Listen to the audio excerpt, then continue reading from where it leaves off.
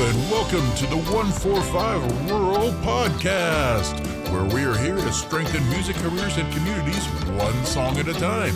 And now, here's your host, Jacob Wing. Yay!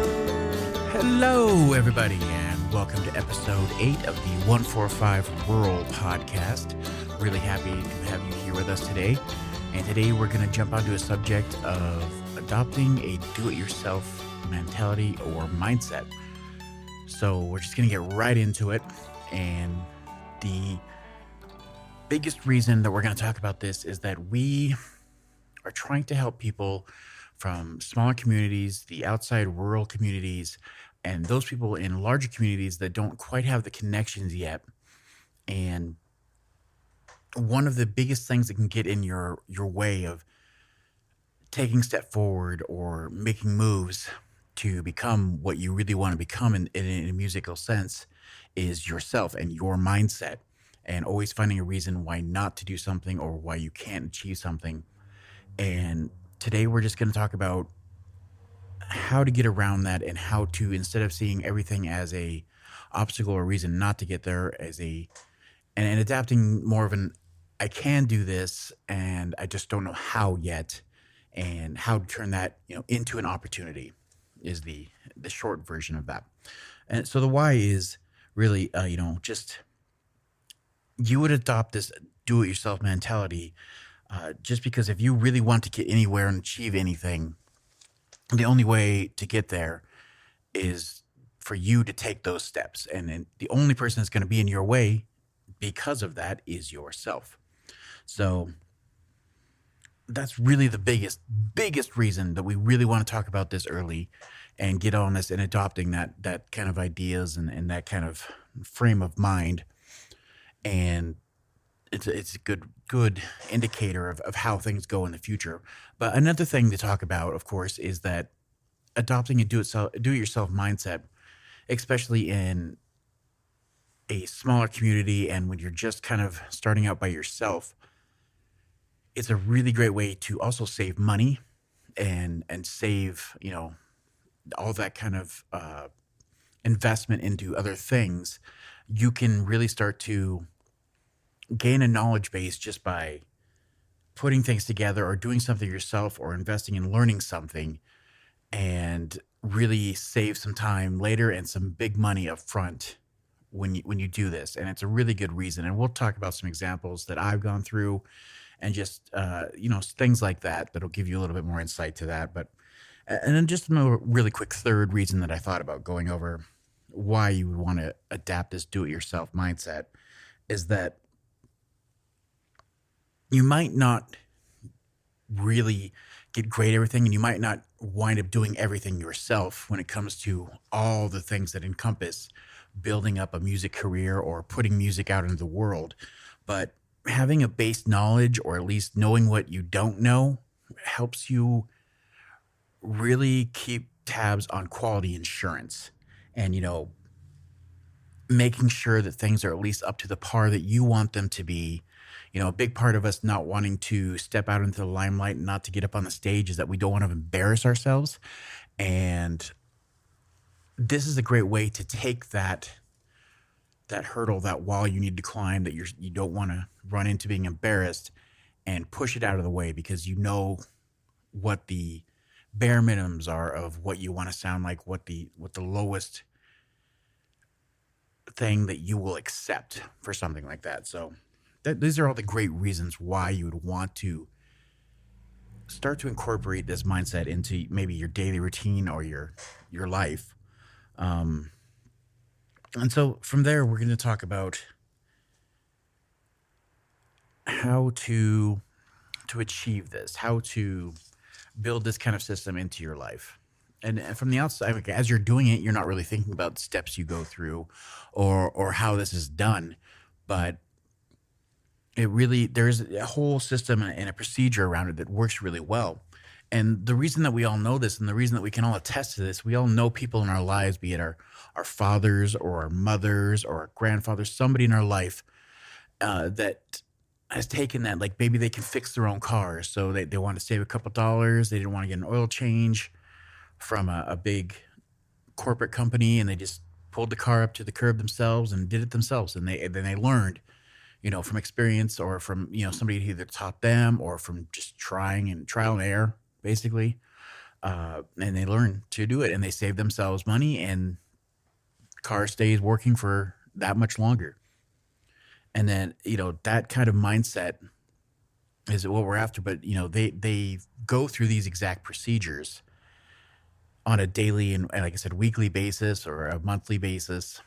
And then they don't realize they're doing it. But once you kind of say them out loud and you hear them and you start to visualize them as it's happening, especially when you're mindful of something that you want to achieve and you start doing that and applying it to that, it really does make things a little more clear and gives you a better idea of what you want to invest your time and your effort and your money into deeper to get better at, to get, top notch at, to really use that as something to shine with, and what things you really want to push off to the side, or you want to bring somebody else in, or invest money in and getting this done somewhere else, but somebody with a better knowledge set and more experience, and just the more that you know what works for you and what needs to be done by you versus what can't be done by you and could be better served by bringing somebody else on board in some fashion or way, the quicker you will get to where you want to go, and the better result of the song, the music, the album, the performance, all of that in the end will be. So that list, if we're starting out with, starts out with identifying what you really want to do.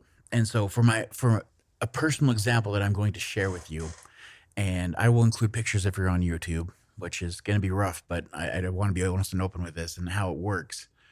When I first started out and opened my own studio for recording and audio work, I wasn't getting a lot of work in the beginning, and I couldn't quite figure out what it was. So in my mind, I thought, well, my knowledge base is kind of there. I put the effort in and the time, and I've worked on tracks, and I've really started to hone my skill and find a direction for myself. But the work wasn't coming in, and I started to tell myself, the usual tropes of why it was happening. And I bought into this. I needed to have a big old mixing desk. Every time you look up a producer or an audio engineer or a mastering engineer or anything like that, what's the number one thing that you always run into? Either their profile pictures or they're doing an interview in front of a big console with all the buttons and the knobs. It's the spaceship. And that's how you know they're the real deal. This is not a joke. They're here to get business done, and they know what they're doing. So in my mind, I bought into this idea that if I don't have this, if I don't have something to show for this, people aren't going to take me seriously, which isn't true. It really is. It comes down to what you put out into the world. And, the more that you are excited about what you're putting out, and the more it draws people in. And that's really how you grow. But that's for another time in another episode. Bum, bum, bum. But during this journey, I identified that in my mind, I needed to have a console. So if you really start diving deep into this and you're being serious about getting a console, you can pick up a used one, in the $10,000, $20,000 range. Or me, of course, I wanted the top end. I have to have a Neve, and that's not important. But in the audio world, that name meant everything in the 70s, 80s, 90s, early 2000s. I have to have something like that. But of course, that was never going to happen. I didn't have that kind of budget, and that wasn't anywhere in the near future. So I decided that, fine, I can't have my own. I'm going to build my own. So I stepped up to the plate and said, how am I going to do this? And, what are my steps I'm going to do? But the most important part of it is that I had identified, here's what I think my problem is. And I'm going to find a solution. And since I don't have the means or any kind of resources to go out and just get this and make it happen, how can I make it happen for myself? And of course, that takes us to the second step. So we've identified the problem. We identified what we want to do. So then came the research. And then with that, just depending on what you're doing, you really want to check out all the ends of the spectrum, whatever it may be. And everything has its different ends of how far you're willing to go and put into it, how much knowledge you need, how many tools you'll need to accomplish this. That is a spectrum that you're going to have to identify and deal with. And that comes through the research. And, if we're going back to this example of me building this exact desk right here, if you're on YouTube and you can see it, and I'll post pictures of the process itself so you can take a look at that. But as we started to dive into this and do the research, I started going into, finding people who had done it and watching their YouTube tutorials of that happening, which there weren't many, to be quite honest, not as many as I thought there was going to be, that's for sure. And that kind of got me somewhere, got my fire lit. It kind of made me figure out what kind of design I wanted and what I was willing to do and what I wasn't willing to do. And it really, really fast figured out what tools I have to work with versus what tools like these professional woodworkers have, or, people that have, 10 years, 20 years of carpentry experience, which I did not have. That wasn't going to happen. So, I had to make sure what I could do and what I couldn't do through this research process. And then from there, you got to go deeper. You really have to, you can't just skim the surface and go at it, because you're going to just wind up costing yourself so much more time. So the deeper that you can get into the research, the better off you are. So at this point, I've watched some people build some things in this example, and from there, it was going into finding people that had put plans out there, actual, diagrams and worksheets of, here's what I used, here's the pieces of wood I had to have, here's the lengths that I used, here's some of the tools I had to have. And, from there, it became easier to put that whole plan together. So, and from there, it just kind of segues nice right into step number 3, which is to make a plan. And so going from research into developing this plan, again, I'm going to really say and really strongly suggest that it's time to put things on paper. I know it's a little bit old-fashioned, and today we just kind of want to learn what we need, surface level, and then just go at it and learn that way, and just go off and do what we want to do and learn, learn by mistake. But having a piece of paper and something to look at and something to reference as you're taking these steps to make it happen or to build something really, really can make or break what you're trying to do. If you sit down and you put on paper, I need these supplies, this, and this to accomplish it. I want it done by, roughly this date. Just give yourself some kind of idea of how long it's going to take you, either hours, days, when you should have this done by. And then from there, it's going to help you avoid, trying to create what you're trying to create, and then running back and forth trying to, I don't have this to do this today, so I'm going to put it off, or I'm not able to get this done today, so it just starts to move to the back of the bus. We're not going to think about how to get this done today, and then it gets put off, and we just keep putting it away and then not picking up the toy again. So with the plan, it's much easier to avoid that. Hi there, and welcome to the ad break. We're just going to take a moment to let everybody know about our community of growing members, and if you'd like to be a part of that, just look at the info below, and there will be a click there for an email sign-up to join in and get your voice heard. As well, if you're enjoying this content, please join our Patreon at patreon.com/145rural. There you can join any of our groups, and you can add to the discussion of what topics we will choose that will help you and hopefully future members of our groups, as well as join monthly Q&As and other such benefits. Again, that's patreon.com/145rural, and we look forward to seeing you there. Now, back to that regularly scheduled episode, and enjoy that content. Thanks again. If you have that piece of paper and you've done the research and you've got a nice plan worked out. So in the example, to reference that again, so I did this research here, and I've got a good idea of what I want to do. I've referenced, tutorials and all the blueprints I could find. And then it became time to put a plan together. So for me, it was, since I'm doing woodwork and I'm trying to create a piece of furniture, basically, it was putting it down on paper and writing out exactly what I needed to have, and then writing out the dimensions of what I wanted, and then making sure that I had the tools to do it, a way to cut the pieces of wood to get them into the shape that I wanted, a ruler and a way to make sure all the lengths were correct, and all the tools to make the cuts and do all that kind of work. So in the end, it did go a lot smoother than I had ever hoped for, just because I had done the work ahead of time, and I had the things to reference of, okay, like you pull over this piece of wood, okay, this is exactly what I want out of this. And you get that done, and you make the cuts, and it's done. And then you look at your thing, I need 4 of these. Fantastic. I'm going to lay it over the top of these, and I'm going to just make little outlines, make it really quick and really easy. And just because of the plan, it was easy just to go bump, bump, bump, bump, bump.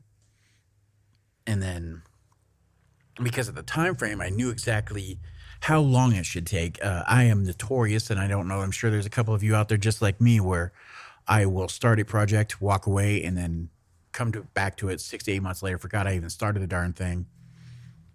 And then, it's like, okay, you almost have to start the entire thing over again.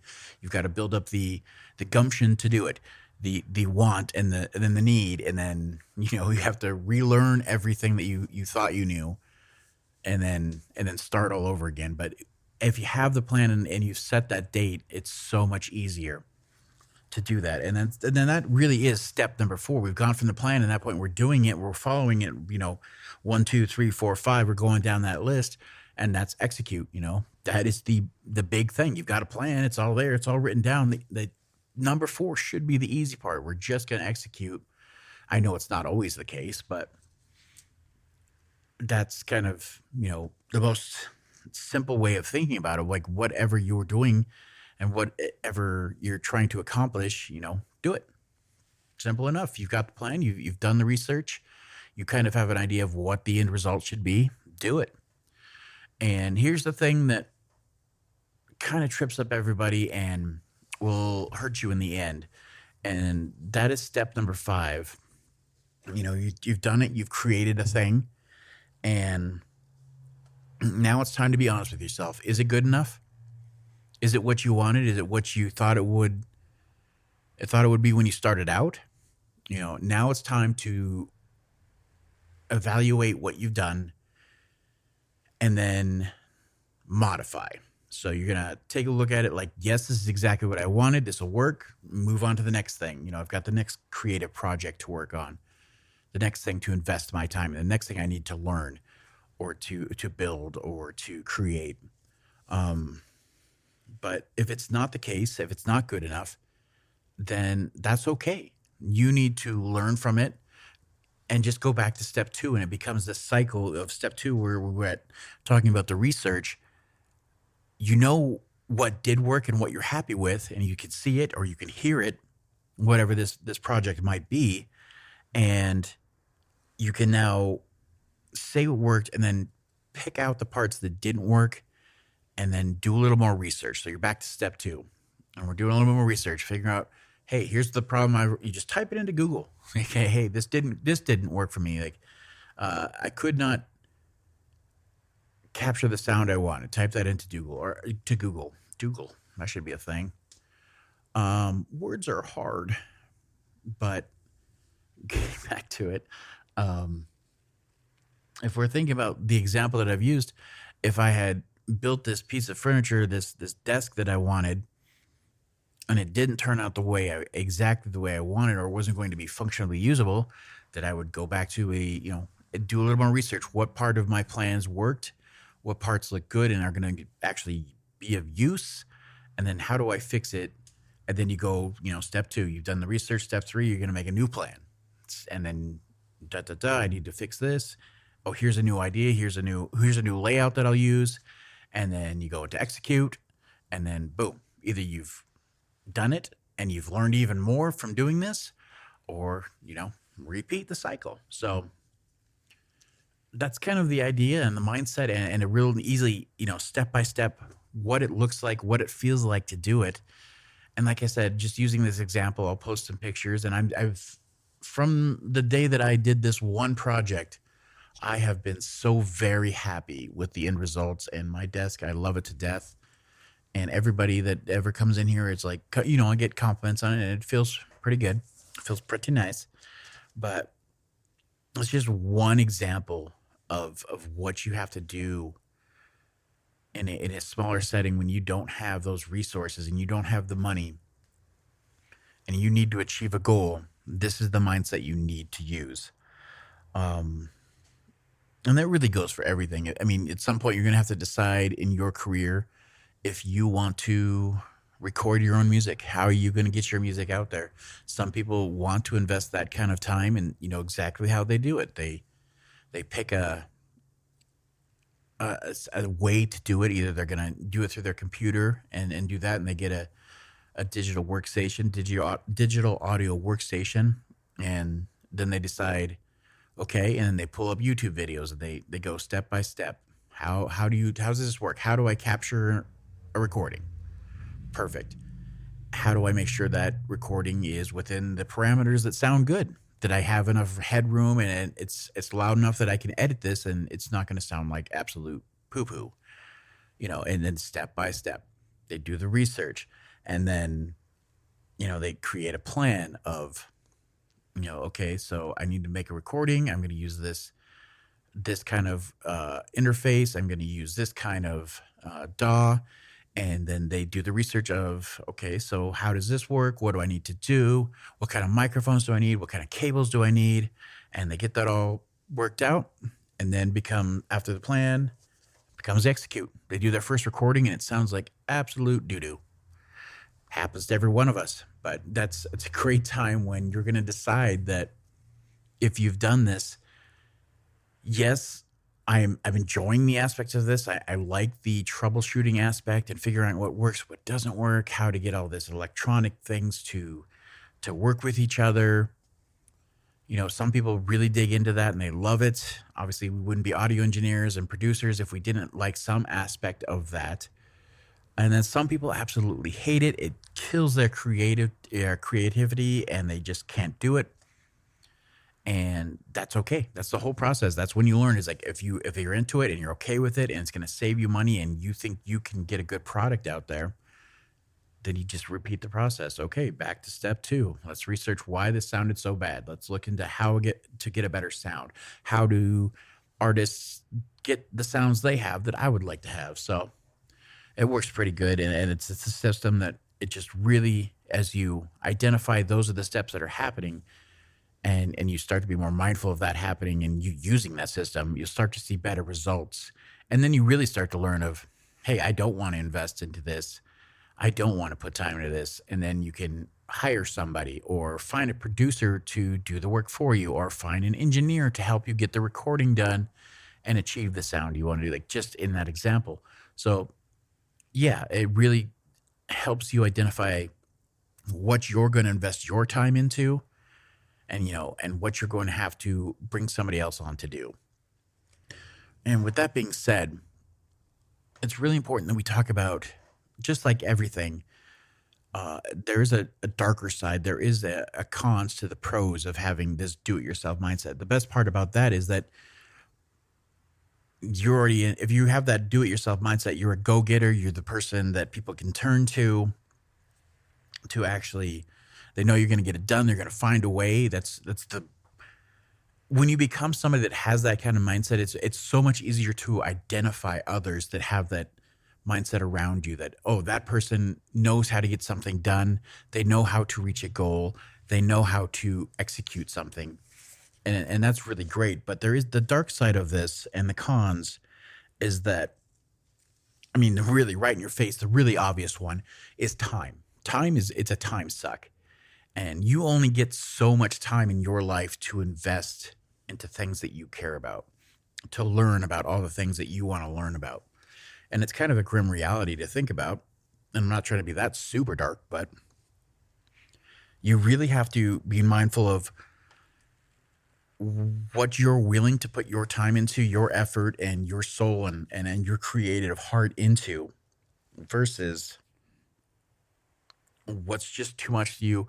What don't you have the actual mindset or talent or patience to do, and adapt from there. So the problem that you really run into is that going through those steps and those 5 steps really can become a huge time suck. And you have to be aware of that. Another huge drawback beyond just time, though, is you meet a lot of people, and I have been guilty of this myself, and I hate it. It's that you become a solo act.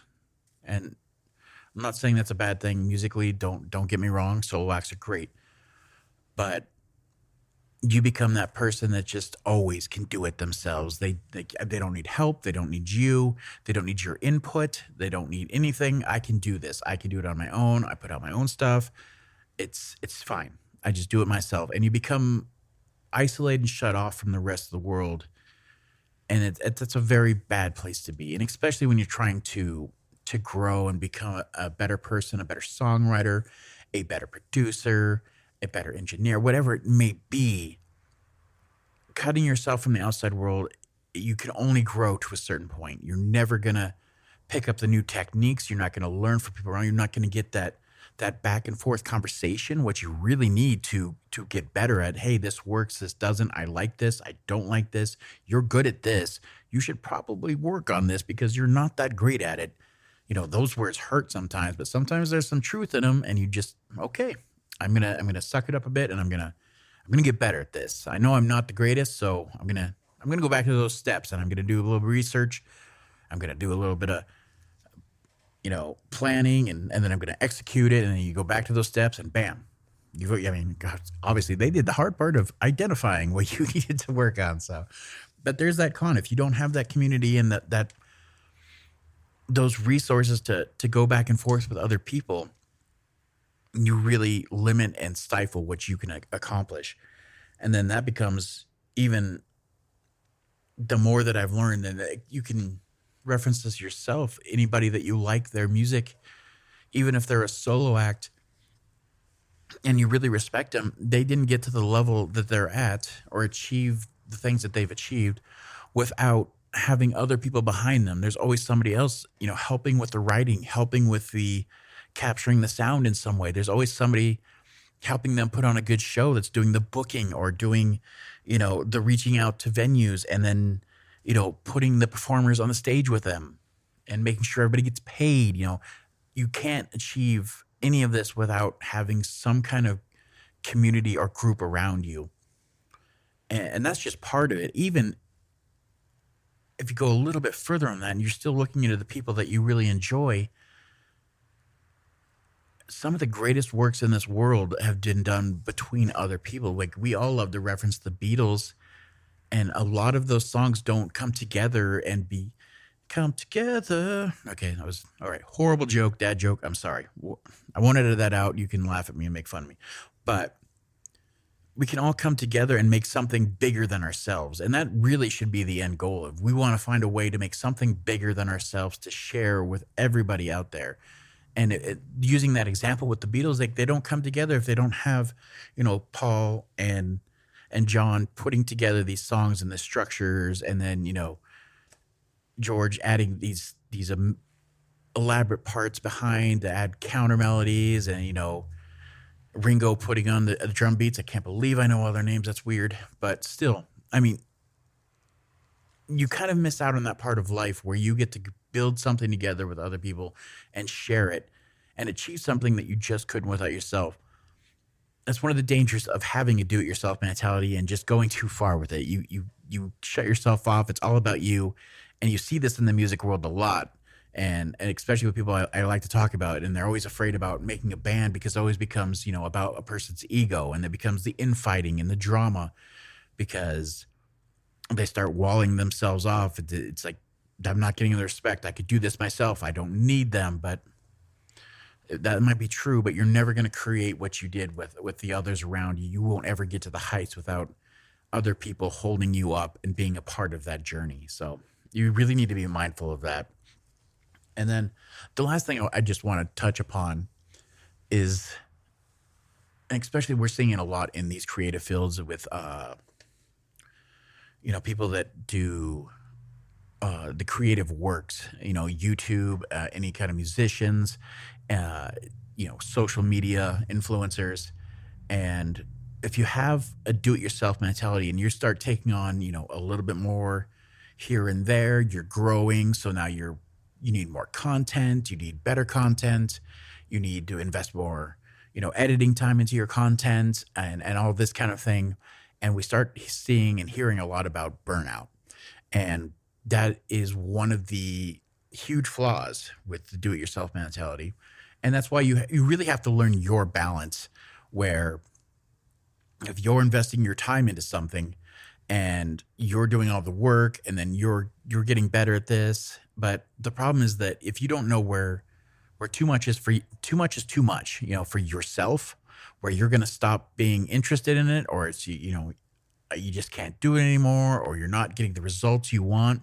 If you're not aware of that, you're going to burn yourself out, and then you're back to square one. You're going to stop doing it. It doesn't mean that you don't still have that aspiration and want to achieve those goals, but you're going to come back to it at a later point, and you're back to step one.